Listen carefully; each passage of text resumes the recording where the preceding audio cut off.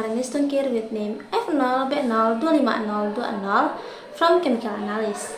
Now I want to make a video practice pronunciation in a third week.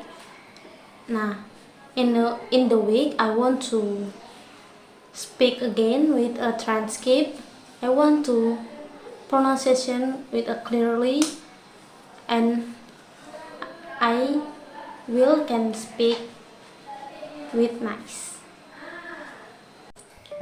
How a student changes her study habits by setting goals and managing time. When I first told my friends that I was going to give a talk about a study method I use, I could see the collective look of confusion and maybe even disgust spread across their face as they tried to process what I had to say. But here with me, because I firmly believe the Pomodoro method has the power to truly change your life. Let me start by saying that my old study habits. I would come home from school, sit down at my desk, determined to get a few worksheets done, but that determination usually lasts only an hours before I found myself distracted, scrolling at my phone, checking messages, or just staring off into space. Then, after wasting the few hours, I'd snap back into focus, trying to make up for lost time, only to burn out again as minutes dragged on. I would keep working until I physically couldn't anymore, eventually passing out exhausted and frustrated with myself. This cycle repeated itself day after day. When I chose a more rigorous course load this year, I promised myself that I'd be more productive. I needed to success. But despite my best intention, I failed to follow through. I was constantly fatigued, stressed, and mentally drained. Eventually, I broke down. I feel deeply disappointed, not just with my result, but with myself. The one day, everything changed. I came across a video on how to study more effectively, and one technique is particular caught of my attention: the Pomodoro method. So, what exactly is Pomodoro method? It's a time management technique that helps you maintain focus and avoid burnout.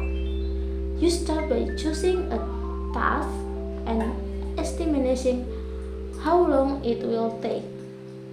For example, I have an AP Word History chapter outline that I think will take me for hours. Instead of seeing it as one long, exhausting block of time, I break it down into 25-minute intervals, what we call Pomodoros. That means my outline will take about 8 Pomodoros. During each Pomodoros, I work with absolute focus, no distraction allowed.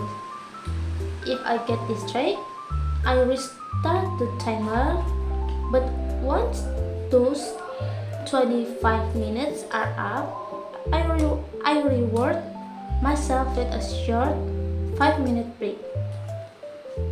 After 4 Pomodoros, I take a longer break around 15 to 30 minutes. It's really recharge. During my breaks, I try to stay off my phone. Instead, I might make some coffee, take a short walk, and do my chores, something that lets my brain rest without pulling me back into distraction. The Pomodoro method was actually developed in a 1690 by Francesco Cirillo, was named after the tomato-shaped kitchen timer he used to track his work session. Pomodoro means tomato in Italian.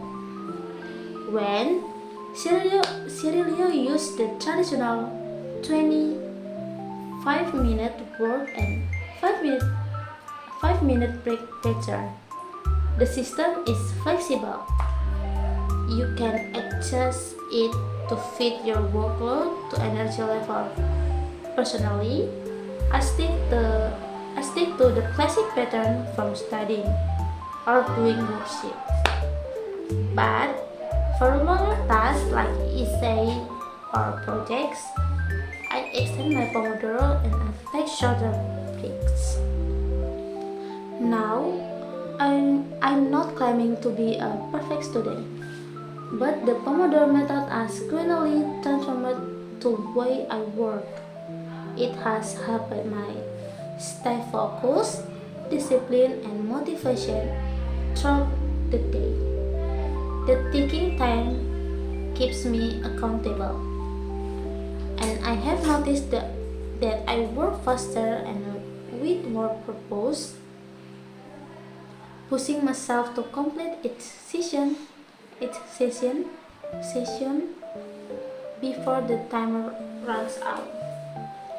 It's an incredibly satisfying feeling to check off complete pomodoros one after another, watching my workload shrink and knowing